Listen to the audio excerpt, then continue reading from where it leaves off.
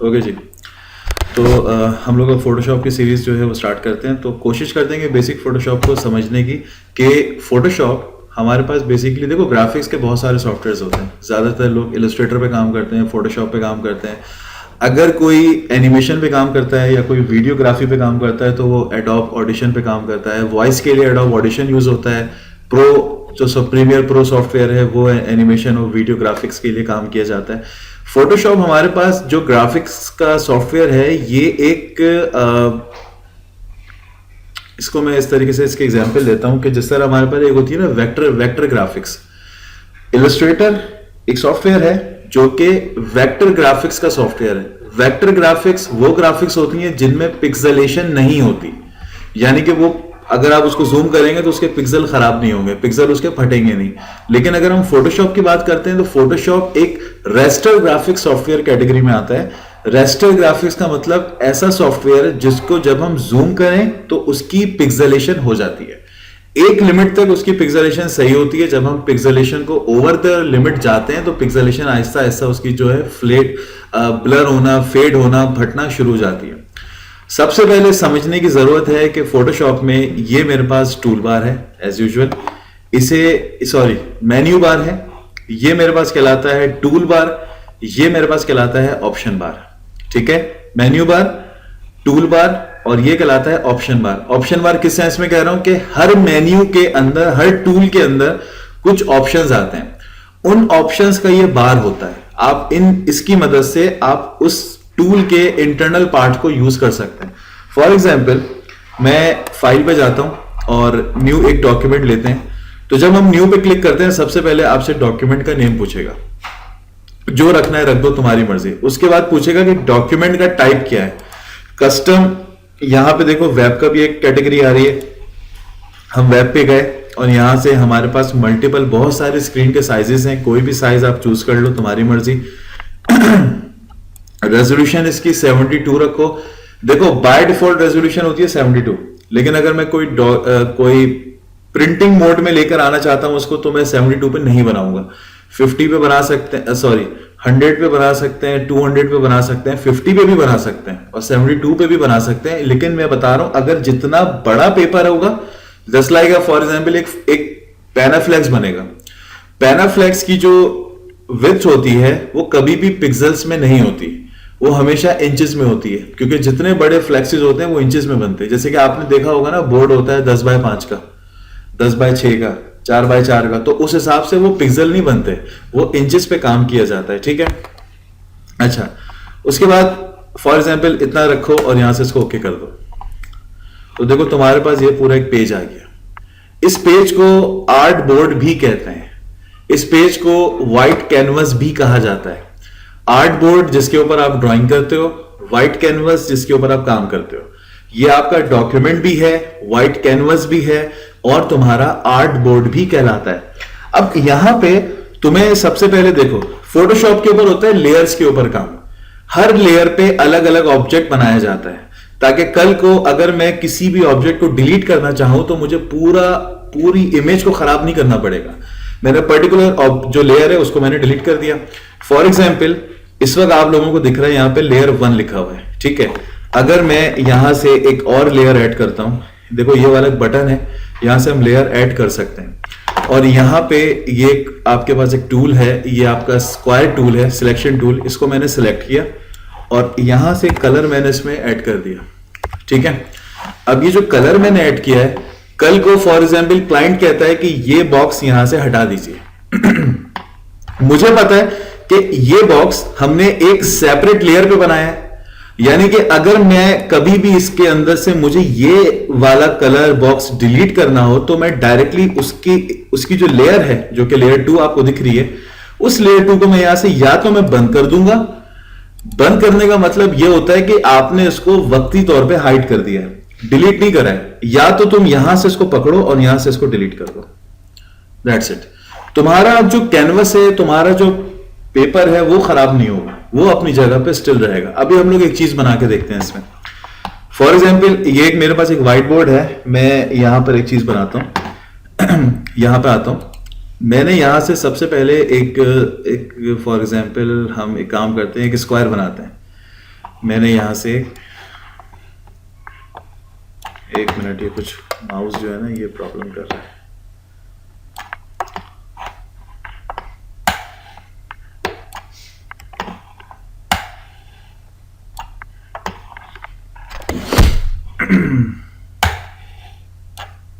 ठीक है,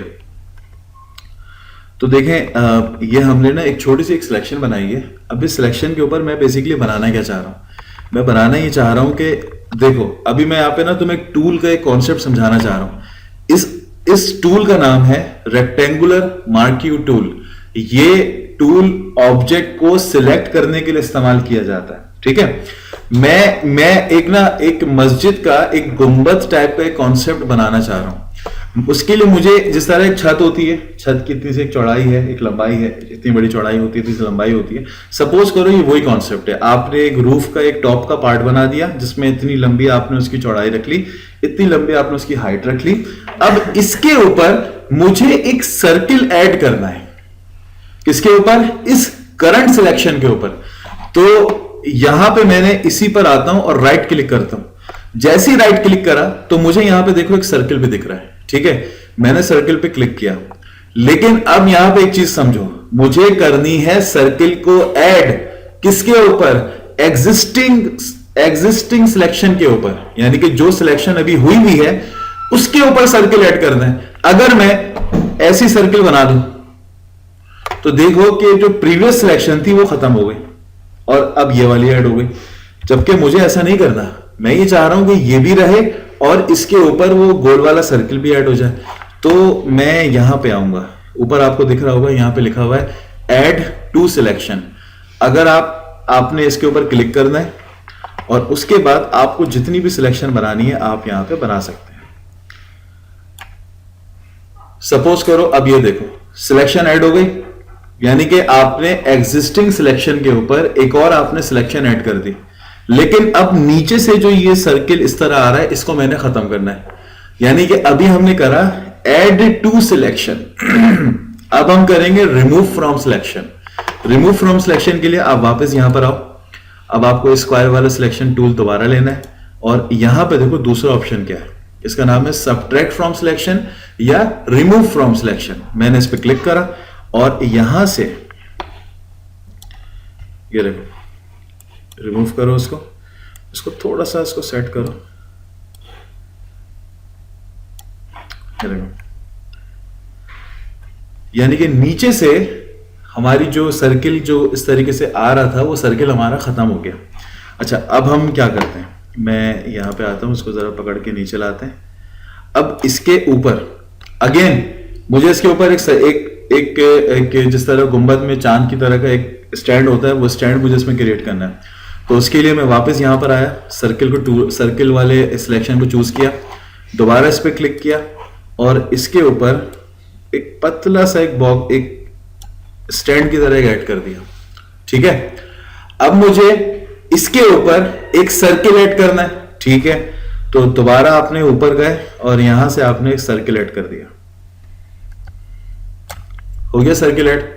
अब सर्किल को थोड़ा सा कट करना है चांद की तरह, तो मैंने इस पे क्लिक करा। देखो कटिंग करनी है तो हम ये वाला ऑप्शन चूज करेंगे सबट्रैक्ट फ्रॉम सिलेक्शन का। ऐड करना है तो इस पे या इसको यूज करेंगे ऐड टू सिलेक्शन का। मैंने सबट्रैक्ट पे क्लिक करा और यहां से इसको मैंने इतना कट कर दिया। देखो वो एक चांद का एक लुक लाइक हो गया। अब इसके अंदर कलर फिल करना है, कलर फिल कर लो। कैसे कलर फिल करोगे, यहां पे जो व्हाइट कलर का आपके पास कलर बोर्ड है इस पे क्लिक करो, यहां से अपनी मर्जी से कोई भी कलर चूज करो। फॉर एग्जाम्पल मैंने ये वाला कलर चूज किया, ओके करा। अब कलर फिल करने के दो तरीके हैं। अगर तुम चाह रहे हो कि अगर तुम देखो, एक है फोरग्राउंड कलर, एक है बैकग्राउंड कलर। फोरग्राउंड कलर और बैकग्राउंड कलर को इंप्लीमेंट करने की दो शॉर्टकट कीज हैं।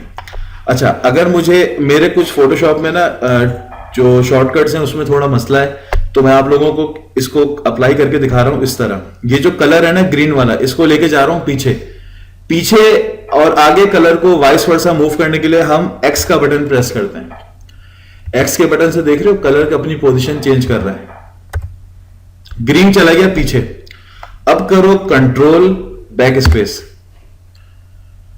कंट्रोल बैक स्पेस से बैकग्राउंड का कलर इंप्लीमेंट होता है और ऑल्ट बैक स्पेस से जो फ्रंट कलर है यानी कि फोरग्राउंड कलर है वो ऑब्जेक्ट के ऊपर इंप्लीमेंट होता है। अगर मैं ऑल्ट बैक स्पेस करता हूं तो देखो काम नहीं कर रहा मेरे पास, लेकिन कंट्रोल बैक स्पेस काम कर रहा है। तो कंट्रोल बैक स्पेस मैंने किया और जो पीछे का जो ग्रीन कलर है वो यहां पे इसके ऊपर इंप्लीमेंट हो चुका है। ठीक है, एक मिनट।